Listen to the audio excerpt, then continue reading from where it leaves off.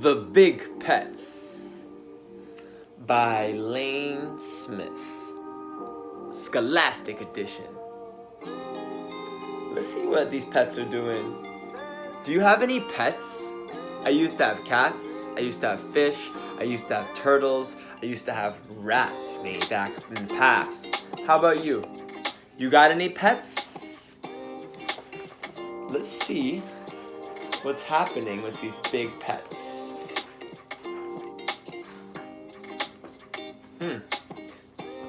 The girl was small and the cat was so big, with tiger stripes on its legs and on its tail. The girl was happy sitting on the back of her cat. And on certain nights she rode on the back to the place where the milk pool was. You know, where the Saturn and moon and the sun does stay. While he drank she swam, and she came out smelling like fresh milk.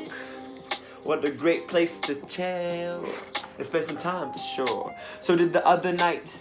The children who gathered there were also there. The big cat would lick off the extra hairs and the extra milk that was on the feet and toes. And then he and the girl would walk about, drying her hair in the warm night breeze. Oh yeah, with such ease. Sometimes they saw the small boy who rode on the back of the big dog as if he was a toy, and they waved as he headed for the bone garden. Wonder what's happening on that part of the garden. There he played while his dog gnawed on the bone to eat all day and all night, and even the little boy was biting on that bone. Together they dug up old bones with other kids who came with their dogs, not only their cell phones, because they were having fun with their pets, because there's so much more that we could get from taking care of our pets and animals. A mile away at the grassy plains, a dozen kids, sometimes more, rolled and tumbled with their pet snakes in the grass and the grain, trying to find some happiness again, cause they knew it was there. And a little beyond that, children played at the hamster's holes or with hares, meaning hares are actually another name for rabbits.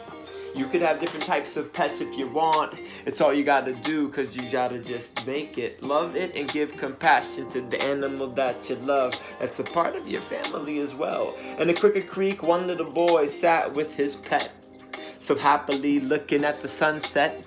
If you could see it, that's where it is, could you be it and free it? The cat and the girl often wondered what fun was in that. Just looking at him, just chilling there, looking at the sun and the sky, and wondering, can he really do that all day and all night? Especially when one could easily wish for a milk pool.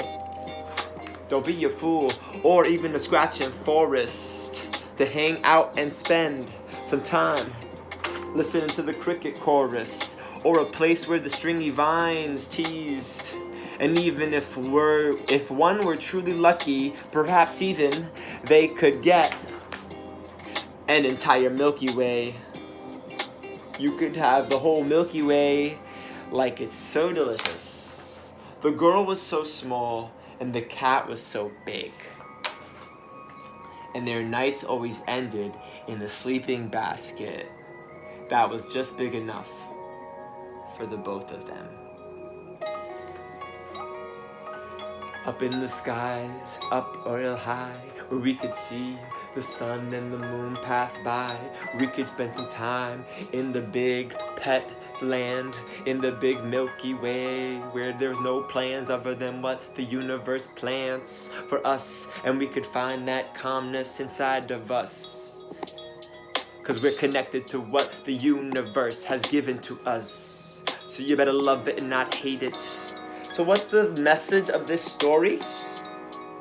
That different kids have different types of pets. That means that some people may like cats, others may like dogs, and others may like crickets, and each one has their own personal preference.